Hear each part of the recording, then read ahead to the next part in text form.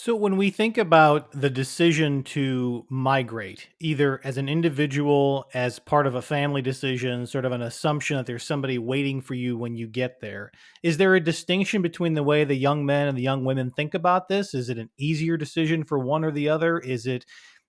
Are there pressures on one gender versus the other when they make that decision? Are there families who maybe push one or the other? Like, yes, you can take that chance, but no, we don't want the other to take. Talk us through how a family or an individual makes that decision, and whether there is a distinction between being, again, a young man or a young woman who has to go through this. Yeah, in the decision to migrate, people didn't talk to me about the different strategies families took in sort of negotiating the migration decision. But I did notice in the research that men and women were displaced for different reasons. Like the reasons they felt like they had to go were gendered. Um, Women often had confrontations with, I talked about Caleb earlier, Caleb not being able to see a future. His parents were talking to him about the lack of job opportunities or that he couldn't go to school.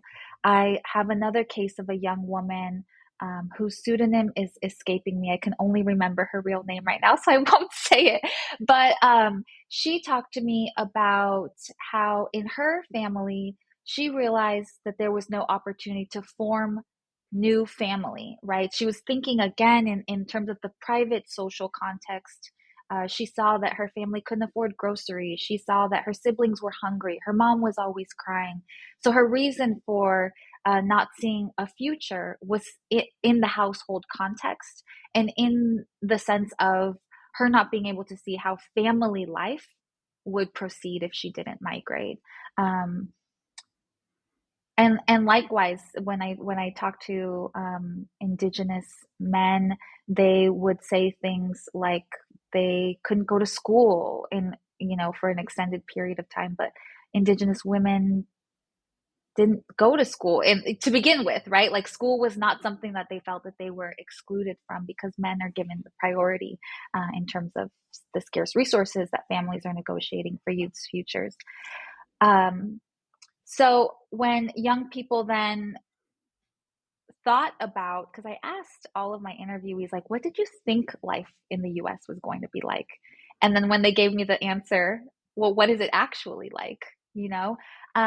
So when I asked them what they thought it would be like, it was often the case that across the board, young men and women thought that they would have to work when they arrived in the US. They didn't actually expect someone to take them in and just receive them as children because we're talking about a set of young people that were already working either at home or in the public labor market in their origin country. So they expected that they would be workers in the US context.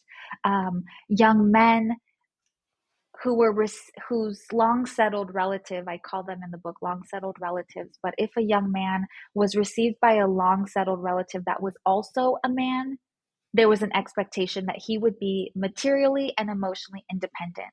You've got this, right? Like it's a man talking to a man, and the sort of messaging was men take care of themselves. If a young man was being received by a long settled relative that was a woman, say a grandmother or a cousin that was a woman or an aunt, the woman would adopt that sort of nurturing woman role and do what she could to create any sort of system of support.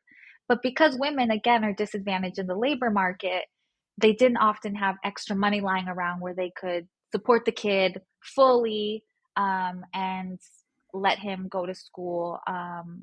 So he would have to be a worker anyway.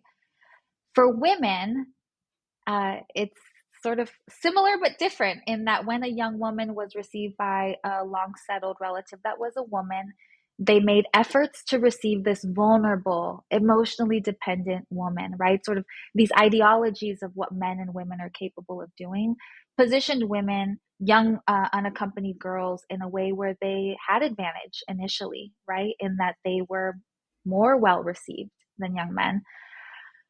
That was the case also when a young woman was being received by a long settled relative that was a man. He would do his best to welcome and support that girl. If that man was married, suddenly there was a woman partner that didn't want a teenager in the house, right? So I noticed that young girls would be sexualized as they were growing up. Um, and that would sometimes lead to fragmented families. Girls would end up living with an uncle and his wife, or uncle and his girlfriend, for a couple of months, but the girlfriend or the wife didn't like the idea of a girl living in the house, and a girl that they had just met. So families would fall out, and that girl would end up unaccompanied again, right?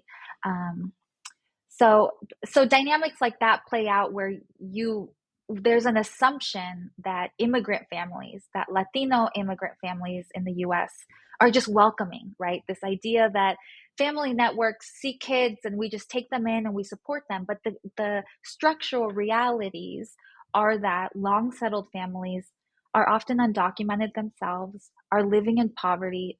Relationships are fraught with gender dynamics or just relationship dynamics that you can't account for.